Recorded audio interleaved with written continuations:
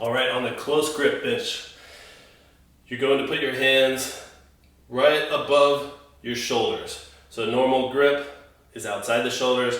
Close grip would be right over the shoulders. It's gonna feel pretty narrow. And then as you go down, your elbows are gonna stay in a little bit tighter. Bring it to the same spot on your chest and push back up like you're pushing yourself away from the bar, but your elbows are in a little bit tighter. This is gonna work your triceps a little bit more.